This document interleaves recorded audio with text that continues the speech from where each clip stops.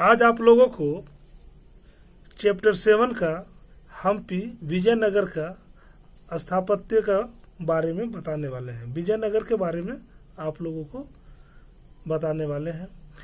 ये जो प्रश्न है ये बुक का कुछ इम्पोर्टेंट प्रश्न था जिसे हमने आप लोगों के लिए लिख करके बताने जा रहे हैं। चलिए देखिए प्रश्न की ओर चलते हैं। पहला प्रश्न है, तालीकोट, राक्षस तगड़ी अथवा बनहट्टी का युद्ध कब और कहाँ हुआ? आंसर लिखेगा 1565 ईस्वी को हम्पी में हुआ। समझ में आ रहा बात को? चलिए अगला प्रश्न है, ए फॉरगेटन एम्पायर का लेखक कौन है? आंसर है सीवेल। प्रश्न है, विजयनगर साम्राज्य के स्थापना किसने की? आंसर है हरिहर एवं बुक्का। कब? 1336 में। अगला प्रश्न है, रायचूर दोआब के उत्तर भारत में बहमनी साम्राज्य की स्थापना किसने की? आंसर है 1347 ईस्वी में अलाउद्दीन बहमन शाह ने की। अगला प्रश्न है, राजधिराज की पदवी किसने पाई थी? आंसर है हरिहर द्वितीय। प्रश्न है, किसके काल में निकोली कोंटी भारत आया था? आंसर है देवराय प्रथम के काल। समझ में आ रहा है आप लोगों को? सालू वंश का संस्थापक कौन था? नरसिंह सालू। इसका आंसर है नरसिंह सालू। प्रश्न है, तुल्लव वंश का संस्थापक कौन था? आंसर है वीर नरसिंह। ये जो प्रश्न है, ये जो तालिका आप लोग दिखाई दे रहा है, ये वो विदेशी यात्री है जो भारत आए, और ये कुछ ऐसे विदेशी यात्री है जो भारत आए। कब आए, किसके शासनकाल में आए, ये सब आप लोगों को कुछ पता चल जाएगा। देखिए पहला जो है विदेशी यात्री देख लीजिए, यहाँ ये देश है, उनका भ्रमण काल है, यात्रा वृत्तांत है जो यात्रा के समय लिखे हैं, और ये शासक है किनके शासनकाल में आए थे। तो पहला जो है निकोलो कोंटी, ये इटली के थे। ये आए थे 1420 से 1422, ठीक है, और ये शासन काल था उस समय देवराय प्रथम का। अब्दुल रज्जाक जो थे ये ईरान के थे, ये 1441 से 1442 के बीच में थे। ये यात्रा करते समय जो यात्रा वृत्तांत लिखे हैं उनका नाम है मतल असादेन, ठीक है, मतल असादेन। ये थे देवराय द्वितीय के शासनकाल में आए थे। अफनासी निकेतन जो थे ये रूस के थे, और ये आए थे 1442 तक रहे। ये यात्रा करते समय इन्होंने जो वृत्तांत लिखे हैं उनका नाम है 3 समुद्रों पार की यात्रा। ये मोहम्मद शाह द्वितीय के बहमनी साम्राज्य में जो थे उन्हीं के शासनकाल में आए थे, मोहम्मद शाह द्वितीय बहमनी।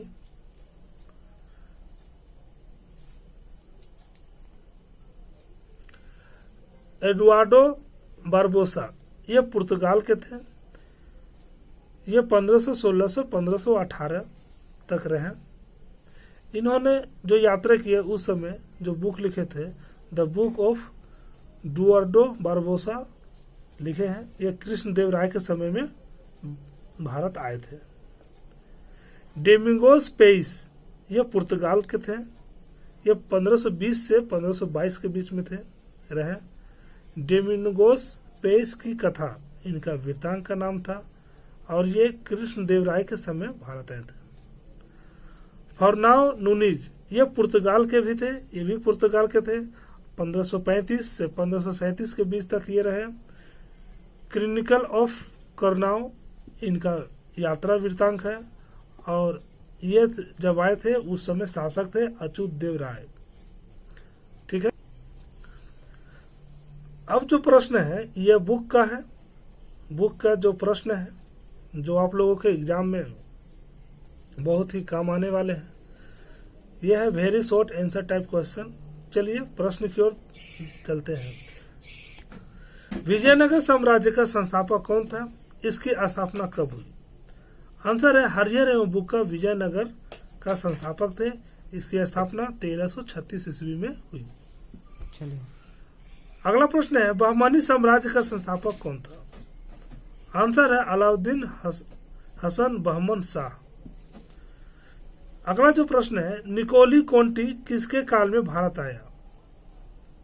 आंसर है देवराय प्रथम के काल में। अगला जो प्रश्न है वह है डेमिगोस पेइस किसके काल में भारत आए? आंसर है कृष्णदेवराय के काल में। अगला जो प्रश्न है अफनासी निकेतन किसके काल में भारत आए? ये सब बहुत पहले लिखा दिए, बता दिए ऊपर में ही आप लोगों को। अफनासी निकेतन किसके काल में भारत आए? यह है मोहम्मद शाह द्वितीय के काल में आए। कब? 1463 से 1482। अगला प्रश्न है रायचूर दोआब से आप क्या समझते हैं? आंसर है रायचूर दोआब का अर्थ दक्कन का युद्ध स्थल है। अगला प्रश्न है कृष्णदेव राय द्वारा लिखित पुस्तकों के नाम लिखिए। देखिए प्रश्न को फिर से देख लीजिए। कृष्णदेव राय द्वारा लिखित पुस्तकों के नाम लिखिए। आंसर है पहला है अमुक्त माल्याद एवं जबवंती कल्याणम। अगला प्रश्न है महानवी का डिब्बा क्या था? आंसर है महानवमी का डिब्बा विजय का भवन था। विजय का भवन था। अगला प्रश्न है गोपुरम से आप क्या समझते हैं? आंसर है मंदिर का प्रवेश द्वार को गोपुरम कहा जाता है। अगला जो प्रश्न है हम्पी का नाम हम्पी कैसे पड़ा? आंसर है हम्पी का नाम हम्पी पंपा देवी के नाम से पड़ा। अगला प्रश्न है विजयनगर में स्थित महानवी के डिब्बा से संबंधित रीति रिवाज का उल्लेख कीजिए। आंसर है महानवी पर्व के दौरान इस मंच पर अनुष्ठान संपन्न किए जाते थे। इस समय होने वाले अनुष्ठानों द्वारा विजयनगर के शासक अपने रुतबे और ताकत का प्रदर्शन करते थे। इन अनुष्ठानों में मूर्ति पूजा, अश्व पूजा एवं भैंस आदि की बलि सम्मिलित थी। त्योहारों के अंतिम दिन राजा अपनी सेना का खुले मैदान में निरीक्षण किया करता था। अगला प्रश्न है विजयनगर साम्राज्य में स्थित लोटस महल का संक्षिप्त वर्णन कीजिए।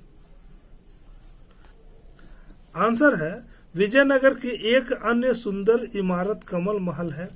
इस महल की ऊपरी संरचना कमल की तरह दिखता था। अतः 19वीं सदी के अंग्रेज यात्रियों इतिहासकार एकमत नहीं है।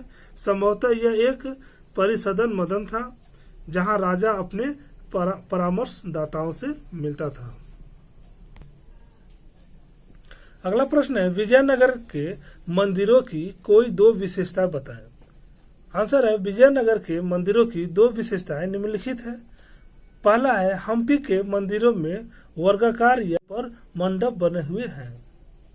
दूसरा है जब प्रवेश करते हैं तो उसके अंदर स्तंभों पर तेल से जलने वाले दिए रखे दिखाई देते हैं। अगला प्रश्न है विजयनगर की भौगोलिक स्थिति में चौंकाने वाले किन्हीं 5 तथ्यों की संक्षेप में व्याख्या कीजिए। आंसर है विजयनगर की भौगोलिक स्थिति में चौंकाने वाले 5 तथ्य निम्नलिखित है। पहला जो तथ्य है वह है विजयनगर की सिंचाई व्यवस्था। दूसरा है विजयनगर की व्यापार। तीसरा है विजयनगर की सड़कें। चौथा है विजयनगर की कला तथा स्थापत्य एवं अंतिम जो है पांचवा है विजयनगर के महानवी का डिब्बा, महानवमी का डिब्बा। ये थे 5 तथ्य जो आश्चर्यचकित है, चौंकाने वाले हैं विजयनगर के। आज का जो वीडियो है आप लोगों को बस यहीं तक था। अगला जो प्रश्न है अगला वीडियो में आप लोगों को मिल जाएगा। धन्यवाद।